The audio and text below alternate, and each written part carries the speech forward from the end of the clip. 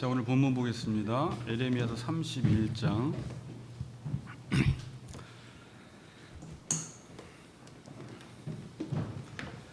1절에서 14절까지 봅니다.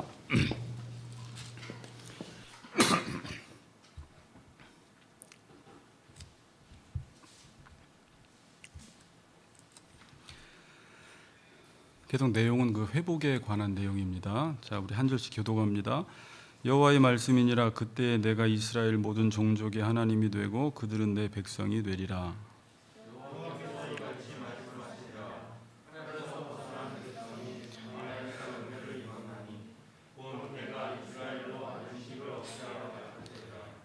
옛적에 여호와께서 나에게 나타나서 내가 영원한 사랑으로 너를 사랑하기에 인자함으로 너를 이끌었다 하였노라.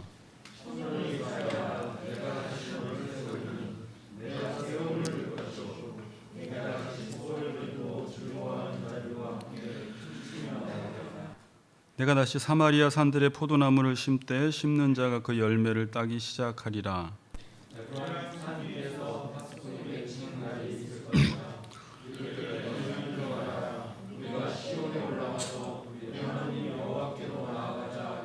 여호와께서 이와 같이 말씀하시니라. 너희는 여러 민족의 앞에 서서 야곱을 위하여 기뻐 외치라. 너희는 전파하며 찬양하며 말하라. 여호와여, 주의 백성 이스라엘의 남은 자를 구원하소서 하라.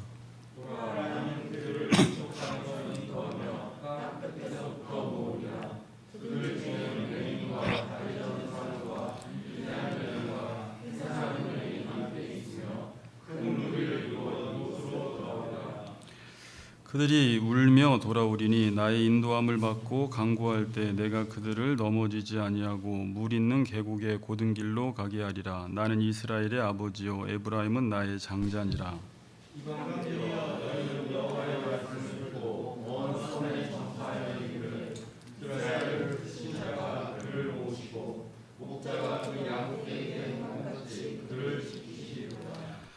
여호와께서 야곱을 구원하시되 그들보다 강한 자의 손에서 속량하셨으니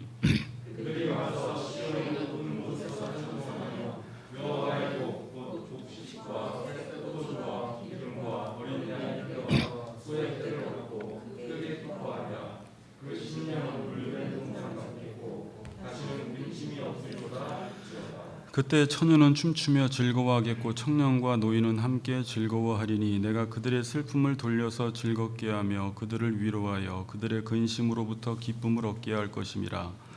내가 기름으로 제사장 그들의 마음은 여호와의 말씀이니라. 아멘. 자, 오늘 회복 세 번째 시간, 다시 너를 세우리니라는 제목으로 말씀 듣겠습니다. 자, 같이 인사합시다. 하나님은 당신을 회복시키십니다. 이렇게 인사합시다. 네, 당신을 회복시키십니다. 청년들 어서 오고요. 네. 자, 1절에 보면 여호와의 말씀이니라. 그때에 내가 이스라엘 모든 종족의 하나님이 되고 그들은 내 백성이 되리라. 계속 많이 들어본 말씀이죠. 예. 자, 앉으시고. 네. 자, 이와 비슷한 구절이 바로 윗장의 30장 22절에도 있었습니다. 30장 22절도 한번 읽어볼까요? 시작. 너희는 내 백성이 되겠고 나는 너희들의 하나님이 되리라. 자, 이 말씀은 에레미야의 중심 주제가 되는 언약 회복에 관한 말씀이라 이 언약 억구가 계속해서 자주 등장하는데 오늘 처음 31장을 시작하면서는 조금 말이 바뀌어서 등장을 해요. 어떻게 말이 바뀌었어요? 내가 이스라엘 모든 종족의 하나님이 된다, 이렇게 말이 바뀌었어요. 그렇죠? 네, 그래서 31장부터는 지금 이 회복을 남유다만의 회복이 아니라 전체 온 이스라엘의 회복을 지금 말씀하고 있는 것입니다. 그래서 31장에서는 에브라임이라는 단어가 등장을 하고 지파가 등장을 하고 사마리아라는 그 수도가 등장을 하는데 사마리아는 어디예요? 북이스라엘의 수도였고 에브라임은 북이스라엘의 대표 지파였기 때문에 하나님은 지금 유다 백성들뿐만이 아니라 남북으로 분열되기 이전에 온 이스라엘의 회복을 지금 말씀하고 계시는 것입니다. 그래서 1절에 이렇게 시작을 하는 거예요. 여호와의 말씀이니라. 그때 내가 이스라엘 모든 종족의 하나님이 되고 그들은 내 백성이 되리라. 자, 이 말을 쉽게 표현하면 나는 너와 관계를 회복하겠다라는 것입니다. 뭐라고요? 나는 너와 관계를 회복하겠다. 그게 오늘 5절 말씀에서 나는 너를 다시 세우겠다라는 말이에요. 오늘 제목이 내가 너를 다시 세운다. 너와 나와의 관계를 다시 회복시키겠다라는 것입니다. 근데 그 시점이 언제냐라는 게 중요합니다. 오늘 본문을 풀어나갈 때 내용은 되게 일반적인 내용이에요. 하나님과의 관계가 회복되어서 근심이 변하여 기쁨이 되고 하나님을 찬양한다라는 내용이에요. 어떻게 보면은 잘못 보면은 늘 듣던 말이라 무미건조할 수 있는데 오늘은 그 시점이 언제 하나님이 관계를 회복하시냐라는 것입니다. 그게 1절에 지금 그때라고 나와 있습니다. 그때에. 그럼 지금 그때가 언제예요? 유다 백성들이 하나님의 말씀에 불순종한 때에, 악행을 저지른 때에, 하나님으로부터 등을 돌려서 음란한 행동을 할 때에, 에레미야서의 표현으로 배역한 때에, 배반한 때에, 하나님과 완전히 등을 돌렸을 때에 하나님은 내가 너와 관계를 회복하겠다라고 말합니다. 자, 보통 우리는 이때면 어떤 시기죠? 상대방이 이랬어. 그때는 헤어질 시간이에요. 이제는 우리가 헤어져야 할 시간이에요. 상대방이 바람을 피고 상대방이 등을 돌리고 내 등에 칼을 꽂고 나가서 딴짓하면 그때는 헤어져야 할 시간인데 하나님은 지금 31장 1절에서 이때 나는 너와 관계를 회복하고 너를 다시 세우시겠다라고 말합니다. 그럼 질문은 왜 하나님은 굳이 이렇게 하실까냐라는 거예요. 우리는 보통 약자들은 이렇게 할 수가 있어요. 애고라면서. 근데 하나님은 강자예요. 을도 아니에요. 갑이에요. 강하신 분이에요. 그 어떠한 사람의 도움도 필요 없는 분입니다. 그런데 왜 하나님이 굳이 이때에 하나님이 싫다고 등을 돌린 그 유다 백성들 온 이스라엘을 향해서 왜 회복시키시겠다라고 말씀을 하는 것입니까? 만일 여러분들은 이 하나님 같은 행동을 하는 사람들 보면 뭐라고 할 것 같아요? 야, 찌질아. 네가 그렇게까지 할 필요가 뭐가 있어? 네가 아쉬운 게 뭐가 있다고. 그냥 너 싫다고 가는 사람 놔둬 그냥. 뭘 그때 네가 굳이 다가가서 관계를 회복시키려고 해. 너 싫다고 하는데. 우리 이렇게 말할 수 있어요. 그럼 이제 질문해 봅니다. 왜 하나님께서는 굳이 이때에 왜 이스라엘을 회복시키겠다고 하는 거예요? 자, 오늘 이제 관계 회복에 관한 이야기를 할 거예요. 여기 비밀들이 숨어 있어서 제가 묵상을 엄청 했어요. 하나님을 계속 묵상했어요. 그러니까 성경에 나온 하나님은 도대체 어떤 분이시고 우리와 왜 관계를 맺으셨으며 굳이 이렇게까지 왜 관계를 맺으려고 하는지 그리고 왜 관계 맺는 방식은 무엇인지 그게 도대체 하나님한테 유익이 되는 게 무엇인지를 한번 계속 생각해 보는 거예요. 그리고 우리에게 원하시고 요구하시는 것이 무엇인지 왜 하나님은 굳이 이때의 관계를 회복하고자 원하시는가? 자, 이 시점에서 우리는 이 질문을 풀어가기 위해서는 요걸 하나 풀어가야 돼요. 처음에 이스라엘이 될 수 있었던 이유가 뭐냐를 알아야 돼요. 왜 이스라엘이 될 수 있었느냐? 그러니까 여러분들이 왜 하나님의 백성이 되었느냐라는 질문이에요.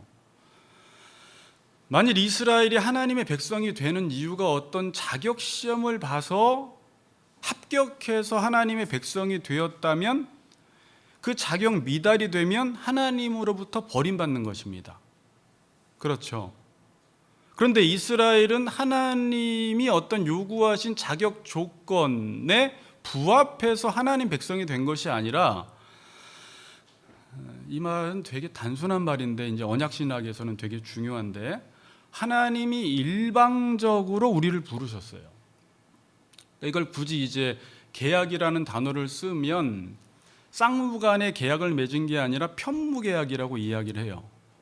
이걸 종속계약이라고 이야기합니다. 그러니까 하나님과 우리 사이의 관계가 어떻게 맺어졌느냐를 이해를 잘 해야지 성경을 풀어나갈 때 하나님이 왜 이렇게 행동하시는지를 이해를 할 수가 있어요. 하나님이 일방적으로 우리를 부르셔서 자녀 삼아 주셨어요. 그리고 하나님이 아버지가 되어 주신 거예요. 우리 편에서 한 일은 아무것도 없어요. 요 내용을 성경에서는 이렇게도 설명하고 저렇게도 설명하고 계속 설명해요. 에레미야서에도 이 내용이 11장의 언약장이잖아요. 에레미야서에. 그 내용을 설명할 때 출애굽기를 인용해서 설명을 했어요. 자, 오늘 출애굽기를 잠깐 봅시다. 앞에 6장 5절 7절입니다. 처음 하나님이 애굽 땅에 있던 이스라엘 백성들을 출애굽시켰다라는 내용이에요.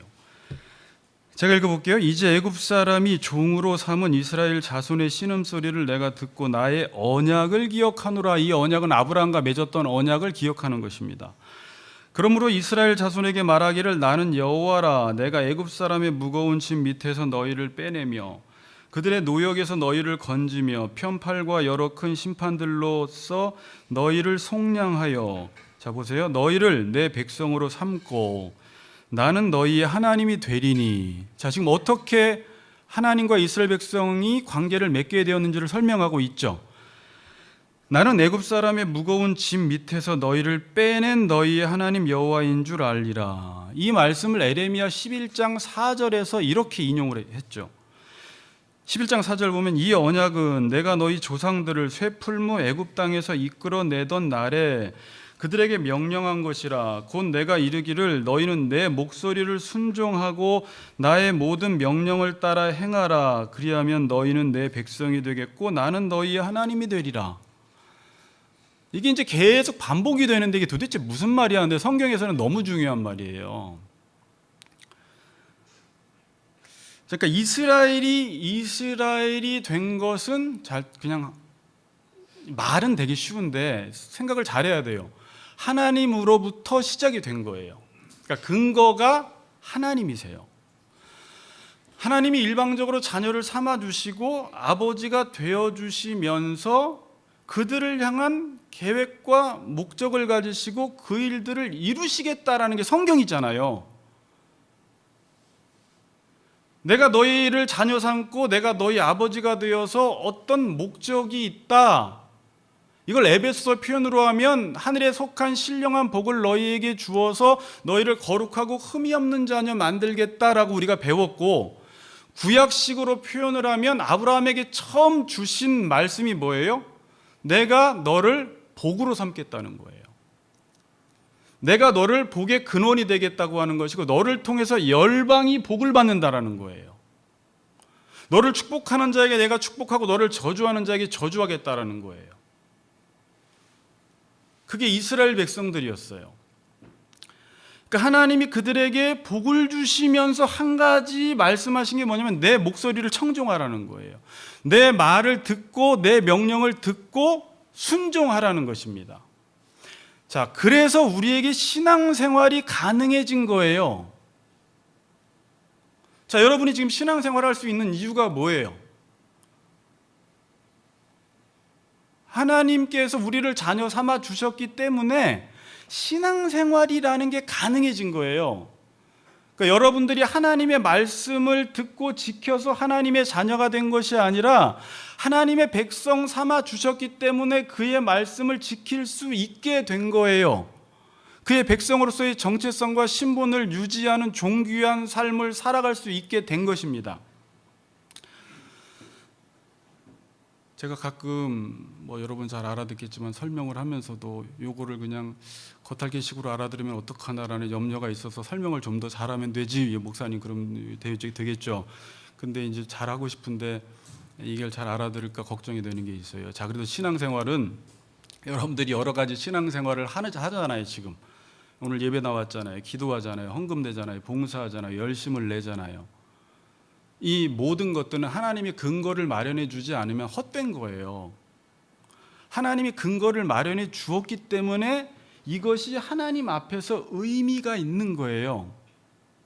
하나님이 근거를 제공해 주지 않았다면 여러분이 아무리 열심히 하고 누구보다 신앙생활을 열심히 하고 사람들이 여러분들을 칭찬하고 여러분들이 신앙생활에 경쟁해서 누구보다 더 탁월한 신앙생활을 보여도 하나님이 근거를 제공해 주지 않았으면 여러분들이 행하는 모든 것들은 아무런 의미가 없는 거예요.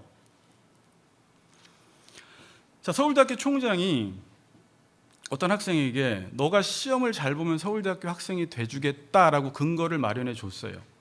그래서 이 친구가 시험 공부를 열심히 해서 합격을 하니까 서울대학교 학생이 된 거예요. 만일 총장이 근거를 마련해 주지 않으면 지가 아무리 열심히 공부를 해도 서울대학교 학생이 될 수가 없는 거예요. 그렇죠. 자, 인생을 볼 때 여러분들이 전도서를 보면 헤벨, 헛되다라는 단어를 사용해요. 이 헛되다라는 단어가 뭐냐면 하나님이 근거를 마련해 주지 않았는데 니들끼리 아무리 치고받고 열심히 싸워서 경쟁해서 이기고 성공하고 돈 많이 벌어도 이건 다 무의미하다는 거예요. 근거라는 건 하나님이 너희를 부르신 목적, 에베소서 표현으로 하면 부르심의 목적이 있고 하나님이 너희들에게 시킨 일이 있는데 그 시킨 일을 안 하고 니들끼리 경쟁해서 이겨봤자 그거는 인생에 다 무의미한 거라는 거예요.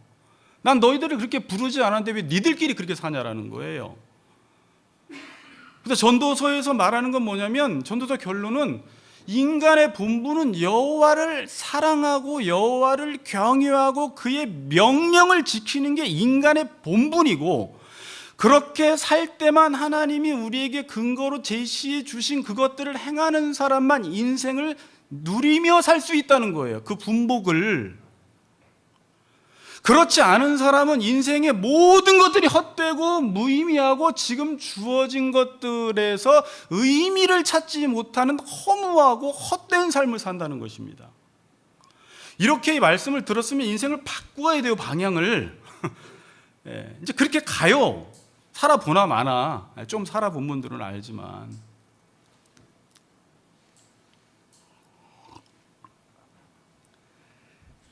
자, 여러분 관계가 회복이 되려고 할 때 둘 사이가 어떻게 관계를 맺었느냐에 따라서 관계를 회복하는 방법이 달라요. 나 관계 회복해야지. 그때 둘 사이에 어떻게 처음에 관계를 맺었느냐에 따라서 회복하는 방법도 다르다고요. 회사에서 사장과 직원으로서 계약을 맺었으면 사장은 직원을 왜 뽑았어요? 그게 재능이 필요한 거죠. 직원들은 돈이 필요한 거죠. 그렇게 계약 관계를 맺었어요. 그런데 그 계약을 이행하지 못할 때는 깨지는 거예요. 그럼 다시 관계가 회복되기 위해서는 일을 열심히 해야 돼요. 그리고 사장은 돈을 줘야 돼요. 둘 중에 하나라도 어긋나면 깨져버리는 거예요.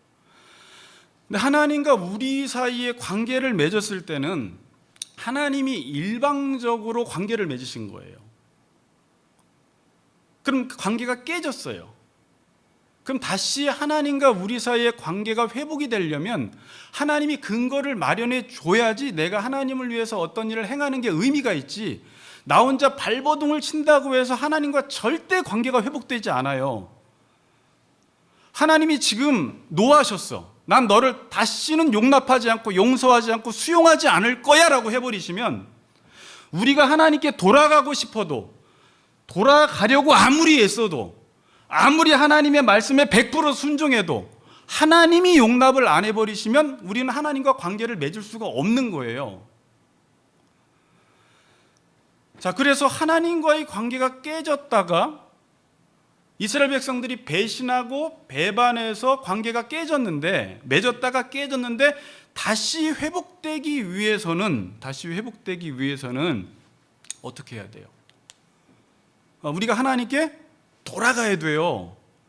그래서 이 모든 선지서에서 핵심 주제는 돌아오라, 슈브라는 동사예요. 얘들아 하나님께로 돌아오라 라고 하는데 이 돌아오라라는 의미에는 뭐 하나가 숨어 있어요. 뭐가 숨어 있을까요? 하나님이 돌아오라고 하니까 돌아오라는 거예요. 이해되세요? 야, 지금 하나님이 기회를 주고 계셔. 하나님이 지금도 여전히 너희들이 잘못했는데 은혜를 베풀기를 원하셔. 노하기를 더디하셔. 오래 참으셔. 지금도 너희들이 돌아오기만 하면 하나님이 받아준대라는 근거를 하나님이 마련해 주셨으니까 돌아오면 하나님과의 관계가 회복이 되는 거예요.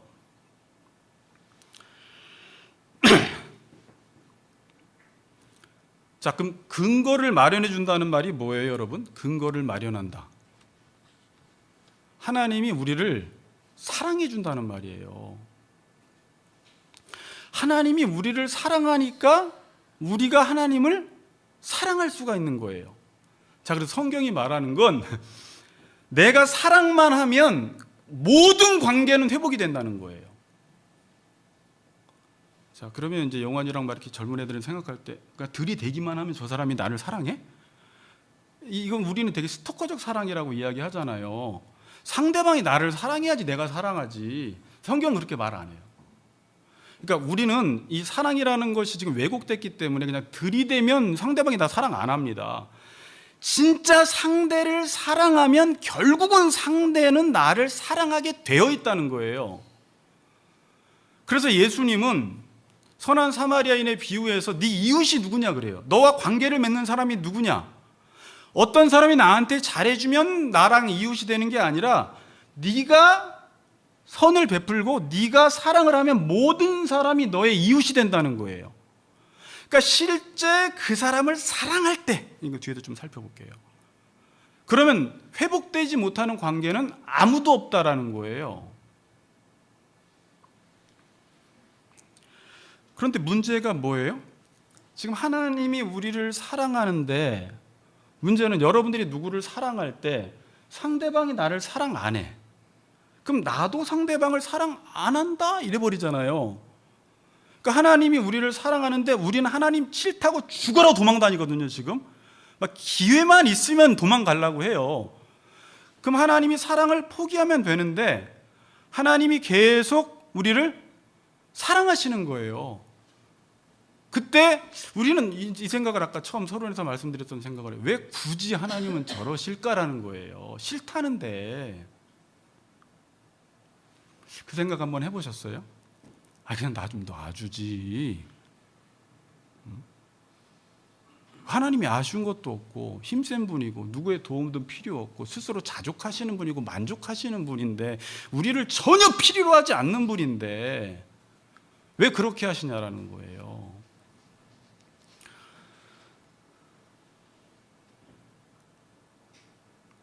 하나님이 우리를 사랑하시는 이유는 우리가 하나님을 사랑하지 않으면 우리가 죽어요. 자, 잘 들으세요. 하나님이 그 사람을 사랑하는 이유는 네가 내 말을 듣지 않으면 너 죽기 때문에 나는 너를 사랑할 수밖에 없다는 거예요. 그러니까 하나님을 사랑하지 않으면요, 우리는 다른 것들을 사랑해서 되게 헛된 삶을 살아가게 돼요. 가치 있는 천국은 마치 밭에 감춘 보화라고 했는데 하나님을 사랑하지 않으면, 가치 있는 하나님을 사랑하지 않으면 일평생 가치 없는 것만 쫓아 살아가다가 죽어버려요. 그러니까 우리가 하나님을 사랑하는 것은 선택이 아니라 필수여야 되는 거예요. 인간은 그게 양식이에요. 그러니까 인간은 하나님을 사랑하지 않으면 살 수가 없어. 근데 하나님은 우리를 사랑해. 근데 이놈들은 나를 사랑을 안 해. 사랑을 안 하면 이놈들은 죽어. 그래서 하나님은 포기할 수가 없는 거예요. 그럼 하나님의 사랑은 뭐냐?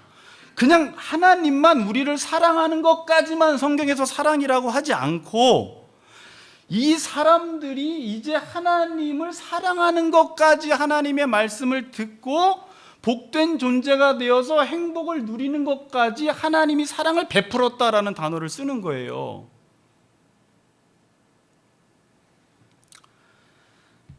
그러니까 하나님은 이렇게 사랑하다가 상대방이 싫으면 말면 되는데 뭐라고 하는 줄 아세요? 네가 나를 사랑하도록 만들 거야 라는 게 성경이에요. 지금 성경은 그게 인생이에요. 지금 우리는 계속 하나님을 사랑할까? 기회만 되면 세상을 사랑할까? 그러니까 하나님은 지금 왜 바벨론 포로의 기간을 주시냐면 이 사랑하도록 만드시는 거예요. 왜? 그놈의 자식들이 나를 사랑하지 않으면 죽어버리기 때문에 이걸 포기할 수가 없고 놓을 수가 없는 거예요.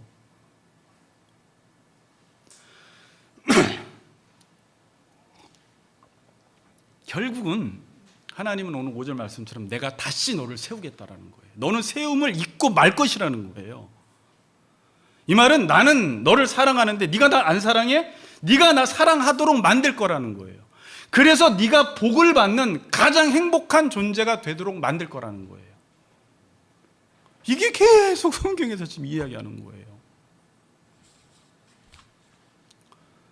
그래서 기독교 신앙이라는 것이 가능한 이유는 하나님의 그 속성 때문에 가능한 거예요. 하나님이 지금 그런 속성을 가지고 계시지 않으면 우리의 모든 기독교 신앙은 다 무너져 버려요. 나의 열심과 노력이 아무런 필요가 없어요. 그래서 2절 3절 보세요. 하나님 이렇게 말씀하세요. 여호와께서 이같이 말씀하시니라. 칼에서 벗어난 백성이, 지금 출애굽을 상기시키는 거예요. 옛날에 출애굽 때 너희들이 어떻게 하나님 백성 된 줄 알아? 칼에서 벗어난 백성이 광야에서 은혜를 입었나니, 은혜라는 단어 썼죠. 일방적으로 하나님이 부르신 거예요. 너희들이 나를 요청하지 않았을 때 내가 너희들의 신음소리를 듣고 너희들의 그 고난의 현장 속에 찾아가셔서 너희를 풀무불에서 건져냈다는 거예요. 왜 이들에게 은혜를 주셨냐? 너희들에게 안식을 얻게 하기 위해서라는 거예요. 나 너희들에게 평안한 안식, 처음 하나님이 창조했을 때 모든 6일 동안 창조하시고 마지막 안식을 주셨을 때 그 하나님의 창조 질서대로 사는 그 안식을 주시기 위해서 너희들이 지금 종로로 타고 있는 너희들을 애굽에서 건져주셨다는 거예요. 그래서 은혜를 베푸셨다. 그리고 너희들에게 안식을 주기를 원한다. 그러기 위해서 지금 내가 뭐하고 있는 줄 알아? 이렇게 설명하는 거예요. 뭐하고 계세요? 옛적에 여호와께서 나에게 나타나사 내가 영원한 사랑으로 너를 사랑하기에 인자함으로 너를 이끌었다 하였노라. 그래서 내가 너희들을 끊임없이 사랑하는 거야. 왜? 너희들에게 안식을 주려고. 여기서 인자함이라는 단어는 뭘까요? 매일 듣던 단어 헤세드예요. 변함없는 사랑으로 너희들이 뭐 엎치락 뒤치락 왔다 갔다 사랑했다 말았다 나 사랑했다 우상 숭배했다 막 하는데 하나님은 변함없는 사랑으로 너희들을 이끌었다라는 거예요. 이끌었다라는 단어가 무능력으로 주저앉아 있는 자를 생명으로 이끌어낸다라는 의미예요. 그러니까 지금 이스라엘 백성들은 무능력으로 주저앉아 있었는데 하나님의 변치 않는 사랑으로 이끌었고, 여러분들도 인생에 소망도 없이 살아가서 자포자기하고 무능력하게 주저앉아 있던 여러분들을, 단순히 인생이라는 게 성공해서 밥 먹고 집 사고 잘 먹고 잘 살아가는 것이 인생임을 알고 있던 여러분들, 무능력하게 앉아있던 여러분들을 하나님께서 생명으로 이끌어내셨다라는 거예요. 인간은 죄를 짓고 이게 싫다고 계속 도망가는데 나는 변치 않는 인자함의 사랑으로 너희들을 계속 이끌겠다는 거예요. 철없는 우리를. 4절 보세요. 처녀 이스라엘아, 내가 다시 너를 세우리니 내가 세움을 입을 것이요 내가 다시 소고를 들고 즐거워하는 자들과 함께 춤추며 나오리라. 이스라엘을 다시 세워서 하나님과의 관계가 회복되어서 너희들이 하나님 앞에 소고를 들고 춤추며 기쁨으로 나오게 만들겠다는 거예요. 지금 이스라엘 백성들이 처녀인가요? 처녀 아니에요. 여기서 처녀라는 단어는 육체적으로 남자와 가까이 하지 아니한 단어인데 이들이 무슨 음란했죠. 그런데 너희들이 이제는 순결한 신부처럼 내 말만 따르고 사는 그런 자녀로 내가 만들겠다는 거예요. 처녀로. 기쁨을 회복시켜 주시고 5절 6절에 보니까 구체적인 회복의 장면을 보여주시는데, 내가 다시 사마리아 산들의 포도나무를 심되 심는 자가 그 열매를 따먹기 시작하리라. 포도나무와 무화과나무와 감람나무는 이스라엘 백성들을 상징하는 나무죠. 그러니까 여기서 포도나무들을 심어서 그 열매를 따먹는다라는 것은 그들이 정말 풍성한 삶을 산다는 거예요. 경제적인 안정을 누린다라는 거예요. 어떤 이방인들의 침입이나 그들의 수탈을 당하지 않고 하나님이 주시는 그 풍성한 생명을 누리며 산다라는 의미예요. 그리고 에브라임 산 위에서 파수꾼이 외치는 날이 있을 것이라. 뭐라고 외쳐요? 이르기를 너희는 일어나라. 우리가 시온에 올라가서 우리 하나님 여호와께로 나아가자. 이제 하나님과의 관계가 회복되어서 하나님을 예배하러 시온으로 나아간다라는 거예요. 아멘.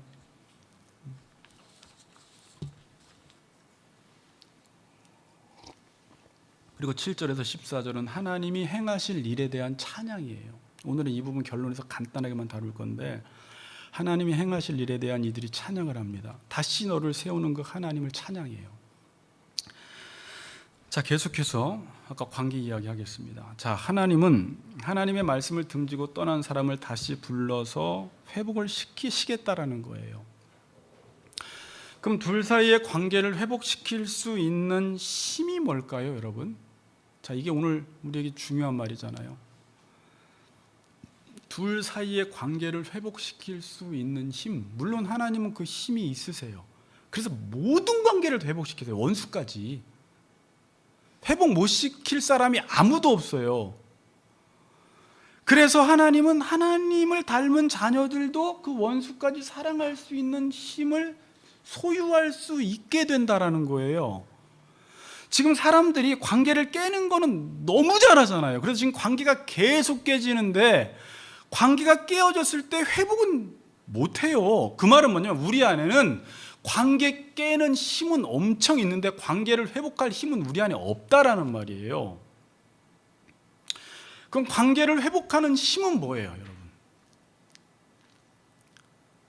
자, 말씀이에요. 성경은 맨날 똑같아요. 자, 근데 말씀인데, 그러니까 하나님이 말씀이잖아요. 그래서 관계를 회복할 힘이 있어요. 그 말씀을 가지고 있다라는 것은 하나님은 사랑이시라. 하나님은 그의 본성 자체가 사랑이세요. 그럼 하나님이 관계를 회복시키실 때 말씀으로 회복시키신다라는 게 뭘까요? 자, 제가 마침 극동 방송을 월요일인가 화요일 날 딱 요즘은 차 타면 일부러 그냥 들어요. 좋은 것도 많이 나오더라고요. 안 좋은 것도 많이 나오는데 딱 틀었는데 사회자가 이런 말을 해요. 여러분, 하나님과 지금 멀어졌다고 느끼십니까? 하나님이 여러분들을 버리셨다고 느끼십니까? 그때 세 가지를 생각하십시오. 그래도 첫 번째는 하나님은 변함없이 우리를 사랑하십니다. 두 번째는 하나님은 하나님과 우리의 사랑은 끊어지지 않습니다. 그 세 번째, 여러분이 스스로 하나님 앞에 죄를 짓고 하나님과 등져서 하나님을 멀리 떠났을 때 하나님은 여전히 우리를 기다리신다라고 생각을 하라는 거예요. 저는 이걸 들으면서 이제 설교 준비를 하고 있었으니까 이게 말씀이다라는 거예요. 그러니까 하나님이 말씀이시기 때문에 그렇게 행동할 수밖에 없는 거예요. 그래서 제가 저를 한번 봤어요. 물론 되게 부족한 사람인데, 물론 예전엔 더 부족했고 옛날엔 이기적이었고, 이제 목사가 되고 나서 내 안에 말씀이 들어갔을 때 이 세 가지가 부분적으로 조금씩은 생기는 걸 봤거든요. 예전에는 싫은 사람 안 붙잡아요. 그렇죠. 그냥 놔버리면 되는 거예요. 굳이 싫다고 하는 사람 붙잡고 사랑할 필요 없거든요. 뭐 내가 굳이 뭐 아쉬운 거 있어 이러면서. 그런데 말씀이라는 게 조금 들어가고 또 말씀이 충만하면 하나님처럼 조금 변함없이 사랑하고요. 놓고 싶은데 잘 안 놔지고요. 놔버리고 싶은데 안 놔지는 게 있어요. 그렇다고 뭔 유익이 있는 게 아니에요. 그리고 그 사람이 지금 등을 돌리고 멀리 갔는데 기다려줄 수 있는 힘이 있어요. 그러니까 인내라는 건 내가 인내하는 게 아니라 말씀이 우리를 인내하도록 하거든요. 기다리게 만들거든요. 이게 말씀의 성격과 말씀의 특징이에요. 그러니까 하나님은 말씀으로 충만하시기 때문에 그냥 이 부분들이 늘 변함없이 이루어지지만 우리는 오늘도 깨어진 관계 속에서 힘들어하다가 놔, 말어, 헤어져, 말어, 포기해, 기다려? 막 이러다가 하나님의 말씀을 또 마음에 넣고 성령 충만하면 기다리자, 또 기도하자, 끊지 말자. 이게 뭘 해나가요? 말씀이 그 일을 행해요. 그래서 참 하나님을 묵상하다가 하나님은 관계를 맺을 수밖에 없는 분이세요. 그러니까 우리는 이런 말 하죠. 우리 편에서 어떠한 사람도 하나님 앞에 돌이키지 못할 사람 없다 그러잖아요. 하나님의 사랑 앞에. 그래서 이런 말을 하는 거예요. 하나님은 관계를 맺을 수밖에 없는 분이세요. 그러면서 삼위일체 하나님을 생각하니까 하나님은 세 분이시지만 하나라는 걸 너무 신학적으로만 접근하지 말고, 물론 교회론적으로도 제가 풀어나갔지만 하나님은 그분들이 각각 독립적인 위격으로 계시지만 그분들은 말씀의 본체예요. 사랑이 본질이세요. 그래서 그분들은 하나가 될 수밖에 없는 거예요. 그리고 우리 보고 다양한 지체들이 하나가 되고 부부가 하나가 되라는. 언제? 머리에게 복종할 때. 이 일들은 반드시 이루어진다. 물론 헤어졌다가 붙었다, 헤어졌다 붙었다, 싫어 말어 끊어 말어 하지만 결국은 우리가 끌어안고 갈 수 있는 힘은 이 말씀이라는 힘이 우리에게 이것을 제공해 준다는 것입니다. 만일 하나님과 우리 사이가 내가 원인을 발생시켜서 맺어졌다면 이 사이는 금방 깨져요, 여러분. 남녀 입사님 한번 생각해 보세요. 본인이 원인 발생해서 맺어졌다면 하루에도 몇 번씩 하나님 사랑했다 말았다 사랑했다 말았다 그러잖아요. 저도 그렇고. 그럼 벌써 끊어졌잖아요. 근데 이 원인이 하나님으로부터 발생했기 때문에 이건 끊어질 수가 없는 거예요. 끊어질 수가 없다라는 말은 말씀은 반드시 결과를 이루어낸다는 말이에요. 오늘 본문 표현으로 하면 하나님이 우리를 사랑하는데 우리가 하나님을 사랑하지 않아. 근데 하나님은 우리를 하나님 사랑하도록 만드는데 만들고야 마시겠다는 거예요. 그럼 어떻게 만들려고 그래? 하나님 어떻게 할 건데요? 나 하나님 싫거든요. 나 지금도 돌아갈 생각 전혀 없어요. 하나님 어떻게 만들 건데요? 나는 죽을 때까지 하나님 욕하며 살 거예요. 그래, 어떻게 그게 가능할까요? 보통 사람들은 이제 보통 회사에서 돈 많은 사람들이, 지위에 있는 사람들이 내가 어떤 여자를 사랑하는데 나를 사랑하지 않으면 어떻게 해요? 무력으로 사랑하게 만드는 거죠. 돈과 힘으로 사랑하게 만드는 거예요. 그럴 수밖에 없도록. 또는 저도 예전에 아내를 사랑하는데 아내가 저를 사랑하지 않으니까 집 앞에서 빌었잖아요. 이렇게, 여보 나랑 결혼해줘. 아니면 빌어야 되는 건데 하나님은 그런 방식으로 하시지 않아요. 그럼 어떤 방식으로 우리가 하나님을 사랑하도록 만드시는 거예요? 사랑으로. 내가 너를 사랑해서 네가 나의 사랑을 알고 나를 사랑하도록 만드는데, 저는 예전부터 목동만석교에 있을 때부터 이 사랑에 대해서 고민을 많이 했거든요. 그때 요한복음 3장 16절 하나 가지고 성경 공부 하나를 진행을 해나갈 때 6과로 이처럼의 사랑에 대해서 고민해 본 시간이 있었어요. 하나님이 세상을 이처럼 사랑하사라고 하는데 제가 이 이처럼의 사랑을 깨닫지 못하면 사랑을 어떻게 하라는 거야 도대체. 그게 자꾸 인간적인 방식과 인간적인 개념으로 사랑하니까 우리는 지금 기독교적인 사랑을 하는 게 아니거든요. 이처럼 하나님이 우리를 어떻게 사랑하셔서, 물론 독생자 예수를 주셨다라는 것으로 하나님의 사랑을 압축시켰지만 이거는 남녀노소 누구나 쉽게 깨달을 수 있도록 하나님이 그렇게 사랑을 보여주셨고 충분히 그것으로 하나님의 사랑을 깨달을 수 있어요. 공의와 사랑을. 그럼 결국 사랑은 무엇이냐? 우리 보고 하나님이 원하시는 사랑은 무엇이냐? 내가 너에게 새 계명을 주노니 너희가 서로 사랑하라. 내가 너희를 사랑한 것 같이 너희도 서로 사랑하라는 거예요. 그러면 이로써 모든 사람이 내 제자인 줄 안다 그래요. 그럼 내가 너희를 사랑한 것 같이가 뭐예요? 그게 이제 십자가의 사랑인데, 그럼 십자가의 사랑이 뭐예요? 우리 보고 지금 관계 회복을 위해서 어떻게 사랑하라는 거예요? 성경은요, 사랑할 때 물론 여러 가지로 정의를 해요. 상대방의 유익을 위한 것. 근데 상대방의 유익을 위해서 어떻게 하냐라는 걸 한번 물어봐야 돼요. 내어줌이라고 정의할 수 있어요. 그걸 주셨으니인데 내어준 거예요. 그러니까 하나님의 사랑은 네가 살아날 수 있다면, 그러니까 이제 살아날 수 있다면이 뭐냐면 네가 하나님의 말씀을 듣고 살 수만 있다면, 그러니까 무조건 내어주라는 말이 아니에요. 사랑의 방향과 목표가 분명해요.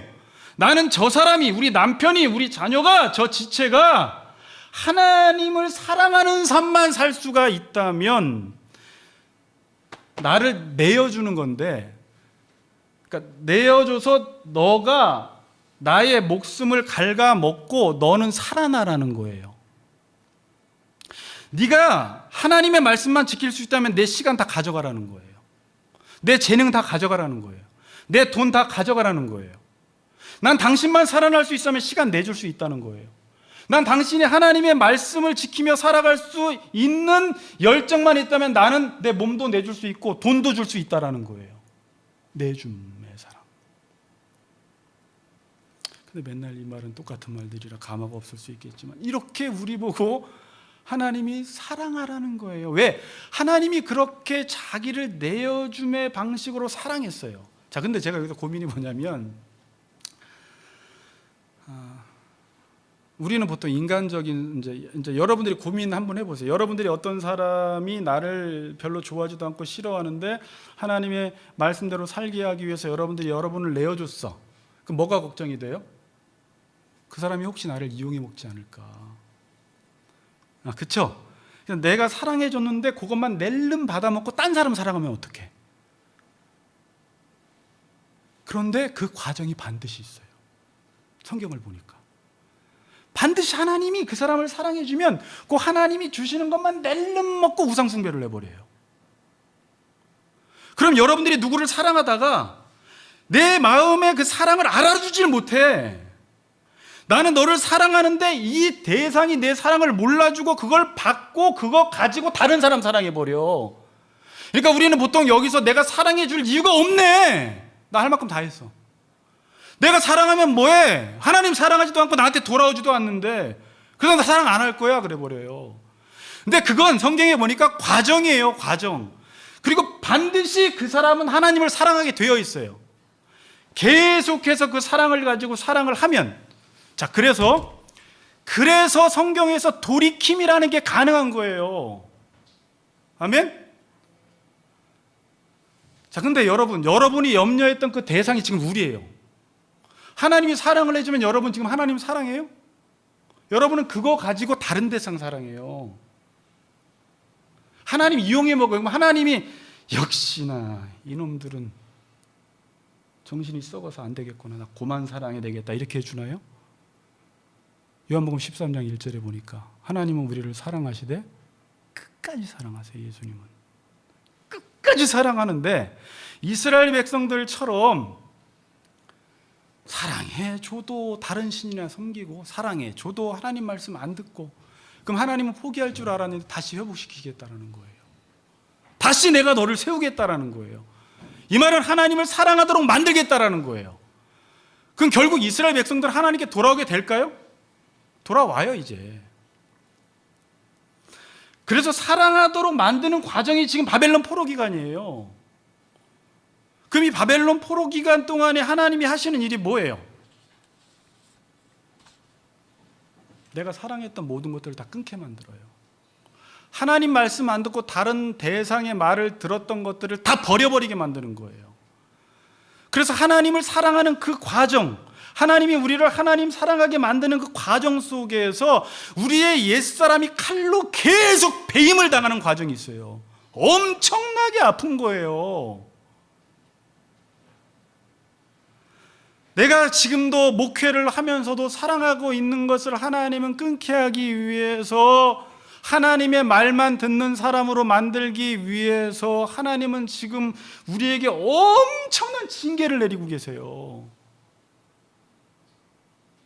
하나님이 다윗 언약 유명해요, 여러분. 사무엘 하 7장 14절 보면 다윗의 왕권을 영원히 해주겠다라고 이야기해요. 똑같은 이런 언약을 이야기해요. 근데 너희들이 만일 내 말을 듣지 않으면 내가 인생 채찍과 사람의 막대기로 너희들을 징계하겠다고 해요. 그러니까 말을 안 들으면 포기하는 게 아니라 하나님은 히브리서 11장이나 사무엘 하 7장 14절에 나온 대로 인생 막대기와 채찍으로 그들을 징계를 해서 하나님을 사랑하지 못하게 만드는 모든 것들을 다 제거시켜버리는 일을 해버리세요.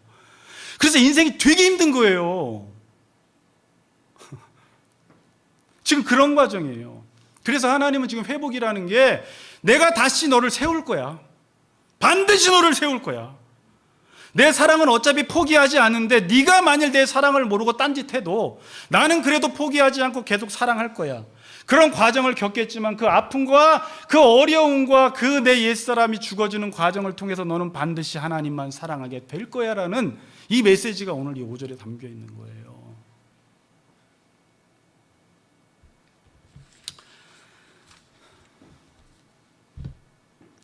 지금 사람들은 하나님을 사랑하지 않으면 죽습니다. 우리 효진 형제나 뭐 영원이나 윤이나 다 하나님 사랑하지 않으면 죽어요. 왜? 인간 자체가 하나님 사랑하는 게 생명이기 때문에 그래요. 그러면 지금도 수많은 청년들이나 수많은 사람들이 하나님을 사랑하기 위해서는 하나님이 우리에게 요구하시는 것이 하나가 있어요. 네가 그 내어줌의 사랑을 하라는 거예요. 네가 내어줌의 사랑을 할 때 그 사람들이 그 사랑을 보고 하나님께 돌아온다는 거예요. 근데 이 시대는 어때요? 이 하나님의 사랑을 하는 사람, 내어줌의 사랑을 하는 사람이 별로 없어요. 저를 보니까, 저를 봐도 제가 사랑하다가 싫다고 하면 굳이 붙잡고 싶지를 않더라고요. 붙잡아요. 그렇다고 제가 안 붙잡는 거 아니에요. 근데 굳이 먼저는 막 붙잡고 싶지 않은 제 자신을 봤어요. 살아나가 지쳐요. 사랑한 것이 아무 필요가 없는 것 같기도 해요. 사랑한 것이 무의미해 보기도 해요. 열매가 없어 보이기도 해요. 근데 성경은 아니래요. 끝까지 사랑하래요. 끝까지 사랑하면 그 사람만 돌아올 뿐만 아니라, 자 여러분, 제가 또 여기서 이 생각을 했어요. 나를 다 내어주면 내 인생은 뭐야? 우리 이렇게 생각하잖아요. 내 인생이 뭐가 아니라 이것도 죄인의 입장에서 생각하는 거예요. 지금 그게 우리가 하나님을 닮아가는 과정이고, 그게 살아나는 과정이고, 그게 천국에서의 원래 인간의 삶이에요.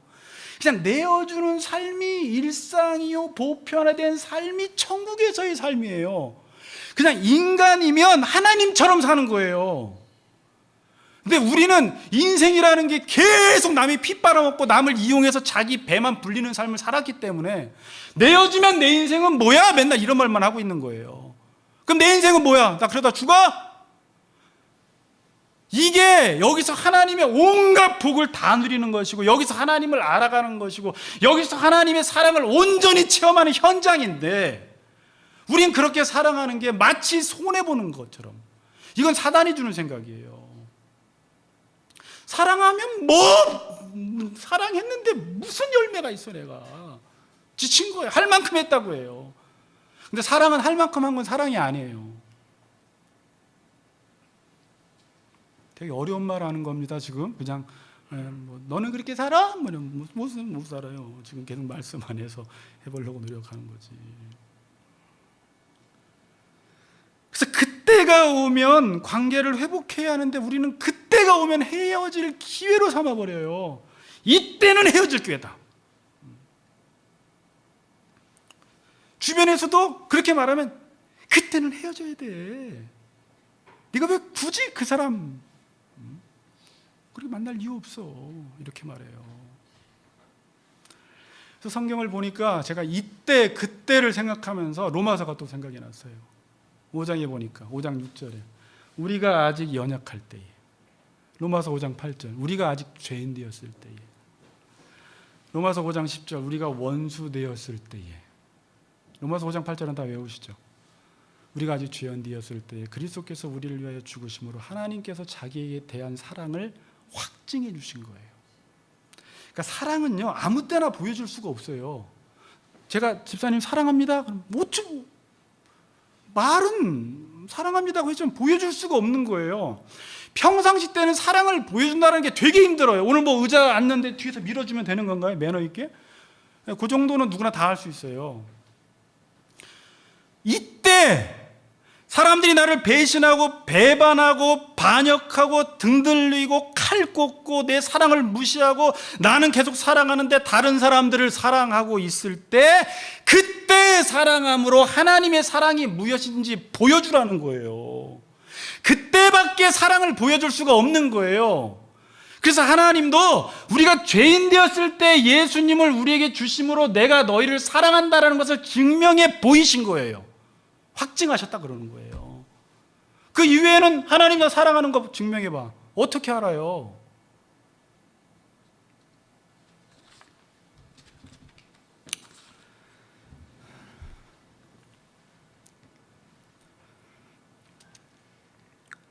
우리가 가는 세상은 가는 곳마다 관계가 깨어집니다. 참 가슴 아파요. 제가 계속 사람을 만나고 다니는데도요, 다 관계가 깨졌어요. 온전한 집이 별로 없어요. 참 불행한 시대 우리가 살아가는 거예요. 인간은 관계 깨지면 못 살아요, 여러분. 잘 부부관계 깨지고 자녀 다 깨졌어요. 그에 비해 관계 회복은 일어나지 않아요. 그냥 그때만 되면 헤어지는 거예요. 그때 사랑할 힘은 말씀밖에 없어요, 여러분. 말씀밖에. 하나님이 우리를 그 사랑하신 사랑을 깨닫지 않으면 관계 회복은 물 건너간 거예요.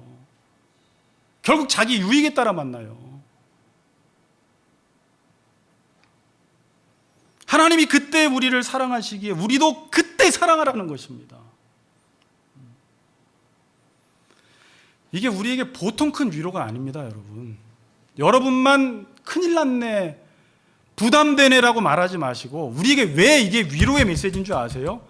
하나님이 지금 우리를 그렇게 대하시는 거예요. 우리가 그런 사람이에요. 자꾸 다른 사람 생각하면서 어떻게 사랑하지 그러지 말고, 내가 지금 하나님을 배신하고 하나님께 등 돌리고 틈만 나면 하나님과 멀어지려고 하는 나 같은 사람 하나님이 구원하시기 위해서 지금도 변함없이 신실하게 그 하나님의 속성대로 노하기를 더디하시고 인애를 베푸시고 은혜를 베풀어 주시고 신실하게 대하시고 성실하게 대하시고 손을 먼저 내밀어 주시는 분이 아직도 하나님이 그러고 계시는 거예요. 그래서 회복 가능성이 있는 거예요. 그렇게 한다고 회복되지는 않아요. 가능성이 있다고 이야기했습니다. 여러분들이 그 사랑을 받아들이고 손을 여러분들도 내밀 때, 하나님의 손을 붙잡을 때, 하나님의 말씀을 듣고 살아갈 때 놀라운 회복의 역사가 일어나는 거예요. 자, 그래도 결론입니다. 31장 13절 14절 읽습니다. 13절 14절 시작. 그때 처녀는 춤추며 즐거워하겠고 청년과 노인은 함께 즐거워하리니 내가 그들의 슬픔을 돌려서 즐겁게 하여 그들을 위로하여 그들의 근심으로부터 기쁨을 얻게 할 것이라. 흡족하게 하며 내 복으로 내 백성을 만족하게 하리라. 여호와의 말씀이니라. 자, 보세요. 그들의 근심으로부터 기쁨을 얻게 할 것이라. 지금 바벨론 포로 생활, 하나님만 사랑하게 만드는 그 시간은 근심의 시간이에요. 슬픔의 시간이에요. 우리의 옛 자아들이 이렇게 삭제당하고 배임당하고, 여러분들이 그동안 사랑했던 것, 그동안 해왔던 것, 내 욕심을 따라 살아왔던 것이 이게 하나님이 멈추게 할 때 우리는 징글징글하게 몸살을 알아요, 여러분. 이게 슬픔의 시간인데 그걸 돌린대요. 이게 돌린다는 말이 뭘까 찾아봤더니 정반대 방향으로 뒤집어 버린다라는 것입니다. 그러니까 하나님이 슬픔을 다 뒤집어 버린다라는 거예요. 그래서 즐겁게 한다라는 거예요. 바벨론 생활은 슬프죠. 세워지는 과정이 힘들죠. 하나님이 우리를 하나님만 사랑하도록 우리의 내면을 고치는 과정이 아프죠. 그러나 그것은 근심으로 끝나지 않고 우리 에레미야 29장 11절 말씀처럼 하나님이 우리를 향한 생각은 재앙이 아니에요. 미래와 희망을 주는 거예요. 이 과정을 통해서 반드시 그게 뒤집어져서 기쁨을 얻게 된다는 것입니다. 그리고 뒤에 근심으로부터 기쁨을 얻게 된다는 거예요. 자, 부터라는 단어를 썼어요. 여기서부터. 어떤 신학자가 주석에 보니까 참 멋있는 말을 썼어요. 고난의 씨앗에서 근심의 줄기에서 기쁨의 열매가 맺힌다. 고난의 씨앗에서 근심의 줄기에서 결국 맺혀지는 건 기쁨의 열매라는 거예요. 아멘. 근심으로부터 기쁨을 얻게 된다는 것입니다. 그러니까 여러분들이 지금 하나님을 사랑하기 위해서 내 옛사람들이 잘려나가는 과정이 때로는 근심이요 슬픔이지만 이 시간은 결코 헛된 시간, 무의미한 시간이 아니라는 것입니다. 훗날 여러분들은 장래에 소망이 있습니다. 그리고 마지막 절, 내가 기름으로 제사장들의 마음을 흡족하게 하며 내 복으로 내 백성을 만족하게 하리라 그래요. 뭐라고요? 하나님이 해주고 싶은 건 딱 14절 한 가지예요. 내 복, 이게 12절에 보면 똑같은 단어인데 여호와의 복이에요. 여호와의 복을 내 복이라고 했습니다.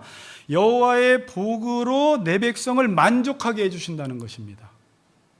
자, 하나님과의 관계가 회복이 되면 뭐가 좋아요? 하나님의 복, 여호와의 복, 하나님이 가지고 계신 모든 풍성한 것을 내가 다 누려서 내 영혼이 만족해 된다라는 것입니다. 저나 여러분이나 하나님만을 사랑하기 위한 지금 세워져가는 과정에 있습니다. 그래서 인생은 고통스러워요. 근데 그 고통은 긍정적 효과를 가져옵니다. 슬픔이 변하여 즐거움으로, 근심이 기쁨으로 하나님이 돌려버리세요. 이 과정이 힘들고 지치지만 반드시 하나님의 좋은 복을 우리에게 주셔서 우리를 만족해 하신다라는 여러분들이 기대를 가지고 계속해서 이 훈련 잘 받으시기 바랍니다. 그래서 모든 관계가 회복되는 은혜가 있기를 주의 이름으로 축복합니다. 아멘.